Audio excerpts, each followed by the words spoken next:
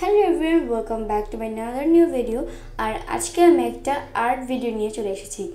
এই আর্ট ভিডিওটা কিন্তু আমার একটা সাবস্ক্রাইবারের ইচ্ছা ছিল যে আমি যাতে একটা আর্ট ভিডিও করি, তো এই জন্যই কিন্তু আমি আজকে একটা আর্ট ভিডিও নিয়ে চলে এসেছি।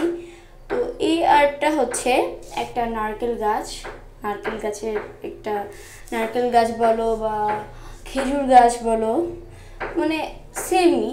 তবে আজকের যে ড্রয়িংটা সেটা কিন্তু খেজুর গাছের।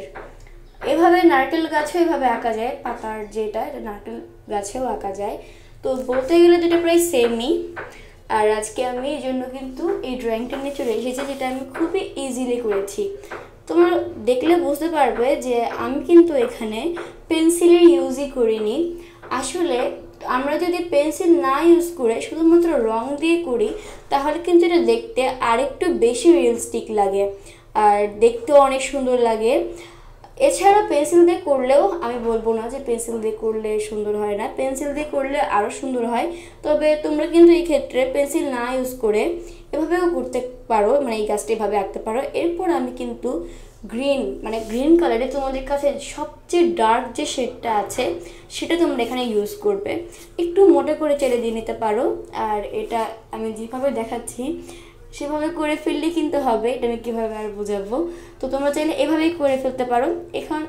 এখানে তোমরা কিন্তু চাইলে আরও অনেকগুলো পাতা অ্যাড করতে পারো, তবে মিনিমাম 6টা পাতা অ্যাড করাই ভালো। কারণ অনেকেই আছে যারা 4টা পাতা ইউজ করে, এটা কিন্তু ঠিক না, মানে এত কম পাতাও দেওয়া উচিত না। তো এদিকে এসে একটু বাঁকা করে নেবে যেভাবে আমি দেখাচ্ছি সেভাবে। আর তোমরা যদি আরও সুন্দর চাও তাহলে তোমরা এখানে আরও পাতা অ্যাড করতে পারো, এটা আমি শুরু থেকেই বলছি।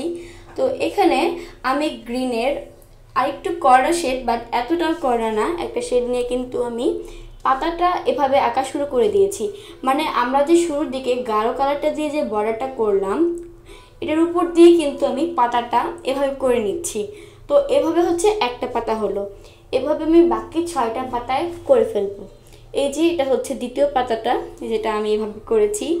এটা অনেক দ্রুত আঁকা যায়, তবে তোমাদের বোঝার সুবিধার্থে কিন্তু আমি এটা একটু ডিটেইলি করারই চেষ্টা করেছি, মানে পুরো আর্ট ভিডিওটাই করেছি। আমি চাইলে মানে ক্লিপটা কেটে দিতে পারতাম, বাট ডিটেইলে করতে চেয়েছি তাই আমি আরেকটা কাটিয়ে দিই ক্লিপটা। তো তোমরা দেখলেই বুঝতে পারবে যেটা নিয়ে কীভাবে এঁকেছি। এইভাবে করে কিন্তু আমার অলরেডি 3টা পাতা করা হয়ে গেছে। এখন আমি করছি 4র্থ নাম্বার পাতাটা একদম সেমভাবে। আর একদমই সেম হতে হবে এরকমও কথা না, তুমি তোমার ইচ্ছা মতো করতে পারো। আর এখানে আমার 4টা পাতা করা শেষ, এখন আমি 5 নাম্বার পাতাটা করছি।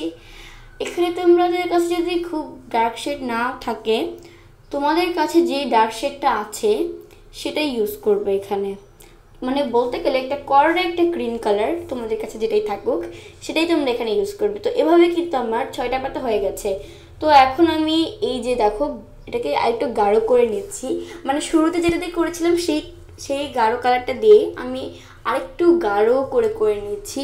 এক্ষেত্রে এটা মানে দেখতে আরেকটু বেশি সুন্দর লাগবে, আর কিছুই না। তো এভাবে আমি একটু গাঢ় করে করে নিয়েছি। আর বলতে গেলে এটা কিন্তু আমার প্রায় রেডি, তবে আমি আরেকটু হালকা গ্রিন নিয়ে মানে যে সাদা সাদা অংশগুলো ছিল সেগুলোকে কিন্তু আমি মানে রং দিয়ে একদম কালার করে দিচ্ছি। এই ক্ষেত্রে দেখতে আরও অনেক সুন্দর লাগবে। আমি একটু হালকা নিয়েছি এই শেডটা, ওই 2টা কালারের মতন না। তো দেখতে দেখতে কিন্তু আমার এই ড্রয়িংটা শেষ। তো আল্লাহ হাফেজ।